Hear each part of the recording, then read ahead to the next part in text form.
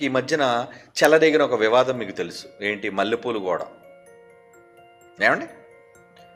మల్లెపూలు వివాదం ఏంటి? ఆ మల్లెపూలు వివాదం సరే, మల్లెపూలు పెట్టుకున్న వాళ్ళందరూ కూడా బజారు మనుష్యులు అన్నట్లుగా ఎవరో ఒక వ్యక్తి మాట్లాడారు. ఏమండి? నిజానికి మల్లెపూలు పెట్టుకోవడం తప్ప? బైబిల్ బట్టి ఆలోచిద్దాం. ఇది సంస్థను బట్టో వ్యక్తిని బట్టో కాదండి. మనమంతా క్రైస్తవులం కాబట్టి మనమంతా బైబిల్ని బట్టి మనల్ని మనం సద్విమర్శ చేసుకోవటం. ఇది ఎవరినో దూషించటం, ఎవరినో తప్పుడుగా మాట్లాడాలని ఉద్దేశించి చెప్పడం కాదండి. మనమంతా ఒక కుటుంబం కాబట్టి కుటుంబంలో బైబిలే మనకు ప్రామాణికం కాబట్టి అందులో ఉన్న ఏమైనా లోటుపాట్లు ఉంటే వాటిని మనం సరిదిద్దుకోవాలి. మల్లెపూలు పెట్టుకున్న వాళ్ళు బజారు మనుషులే పెట్టుకుంటారు అనేది సరే, ఏ భావంతో అన్నా అది భగ్గుమనిపోయింది మొత్తానికి. నిజానికి ఏంటంటే ఆ ఉన్న ప్రాంతంలో చాలామంది సాయంత్రం అయ్యేసరికి అలా మల్లెపూలు పెట్టుకొని ఏమండి వ్యాపారాల కోసం, ఎందుకంటే అదొక రకమైన వృత్తి. ఆ వృత్తి కోసం ఆ ప్రాంతంలో ఉన్నవాళ్ళు సర్వసాధారణంగా ఈ పడుపు వృత్తి చేసుకునే వాళ్ళు మల్లెపూలు పెట్టుకొని నిలబడడం అనేది సర్వసాధారణం. ఓకే, అది వాళ్ళు పెట్టుకున్నారు. అలా అని మల్లెపూలు పెట్టుకున్న వాళ్ళందరూ నేరస్తులా? ఇతర స్త్రీలందరూ కూడా మల్లెపూలు పెట్టుకోకూడదా? అసలు చాలామంది పూలను నిషేధించిన వాళ్ళు క్రైస్తవులు ఉన్నారండి. అవునా కాదా? ఎందుకు పూలు మానేయాలి? పూల నీ స్వభావాన్ని డిసైడ్ చేసేవి? రంగుబట్టలు ఎందుకు మానేయాలి? బట్టల నీ స్వభావాన్ని పరిశీలించేవి, దేవుడికి చూపించేవి? నువ్వు తెల్ల బట్టలు వేసుకున్నంత మాత్రాన నువ్వు పరిశుద్ధుడిగా దేవుడు నీకు తీర్పు తీరుస్తాడా? నువ్వు పూలు పెట్టుకోకుండా ఉన్నంత మాత్రాన, నియంత్రించుకున్నంత మాత్రాన ఓకే నాకు ఇష్టం లేదండి పూలు, ఓకే నీకు నువ్వైతే మానే. ఇంకా ఎవ్వరూ పెట్టుకోకూడదని నియమావళి కోసం నేను చెబుతున్నాను. ఇతరులు ఎవ్వరూ పెట్టుకోకూడదు. మా దగ్గరికి వచ్చేవాళ్ళు ఎవరో కూడా పూలు పెట్టుకోకూడదు. మనం ఎందుకు నియంత్రించటం?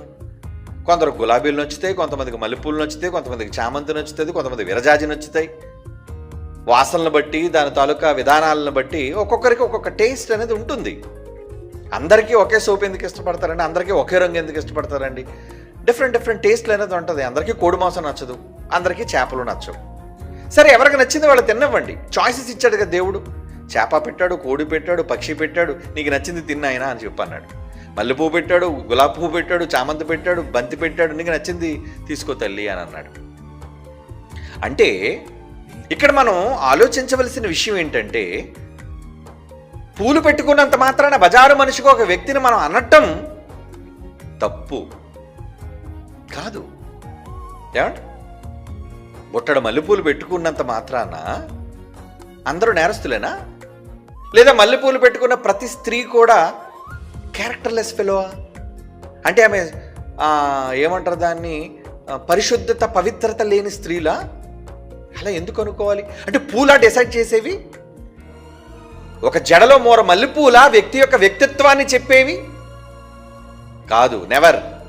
మరలా చెప్తున్నాను, బైబిల్ని బట్టి నేను చెప్తున్నాను. ఒక వ్యక్తి పెట్టుకునే పూలు కాదు ఆమె స్వభావాన్ని చెప్పేవి.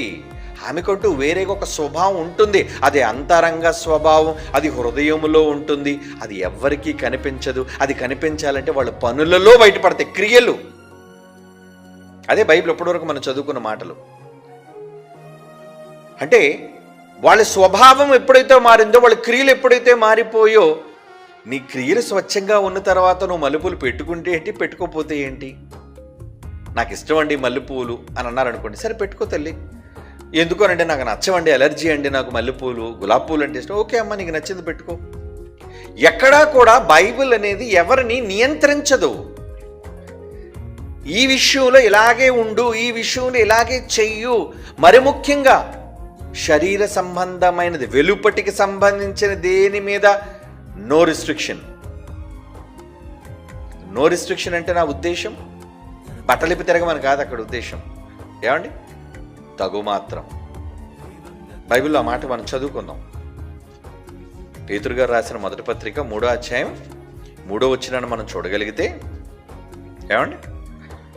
మొదటి పేతురు పత్రిక 3వ అధ్యాయం 3వ వచనం, జడలల్లుకొనుట, బంగారు నగలు పెట్టుకొనుటయును, వస్త్రములు ధరించుకొనుటయు అను వెలుపటి అలంకారం అనేది ఉంది. వెలుపటి అలంకారం, మిమ్మల్ని మీరు చక్కగా అందంగా కనబడడానికి పౌడర్ రాసుకుంటారు, పూలు పెట్టుకుంటారు, ఏమండి గాజులు వేసుకుంటారు, పురుషులైతే మంచి మంచి రంగురంగుల బట్టలు వేసుకుంటారు. ఓకే, మీరు ఎలాగైనా తయారవ్వండి అనే వెలుపటి అలంకారం అసలు అది కాదు కదా. అలంకారముగా ఉండక ఇక్కడ చెప్తున్నాడు, స్వభావం చెప్తున్నాడు. అంటే నాకు నచ్చేది ఏంటో తెలుసా, నువ్వు మల్లెపూలు పెట్టుకున్నావా లేదన్నది కాదు, నువ్వు ఎర్ర బట్టలు వేసుకున్నావా తెల్ల బట్టలు వేసుకున్నావా పచ్చని బట్టలు వేసుకున్నావు అన్నది కాదు నాకు కావాల్సింది. అంటే దేవుడు ఎంత మంచి ఓపెన్ మైండ్తో మంచి స్వభావంతో దేవుడు ఆలోచిస్తున్నాడు చూడండి తన పిల్లల పట్ల. ఏమంటున్నాడు ఆయన? సాధువైనట్టు మృదువైనట్టునైనా గుణం గుణం గుణం గుణం నీ యొక్క ఆలోచన విధానం, ఆ గుణమనే అక్షయ అలంకారం. అక్షయము అనగా ఎప్పుడూ నశించిపోనిది, కంటికి కనిపించనిది, దేవుడు మాత్రమే చూసి అక్షయ అలంకారము గల మీ హృదయపు అంతరంగ స్వభావం. ఎంత క్లియర్గా చెప్పాడు చూడండి. మీ హృదయం, దాని అంతరంగం, దాని యొక్క స్వభావము, అది మీకు అలంకారము. అంటే ఇప్పుడు స్త్రీల విషయంలో ఎవరినైనా మన అలంకార విషయంలో నియంత్రించాలని బైబిల్ చెప్తుందా? ఏమండి? లేదండి, లేదు.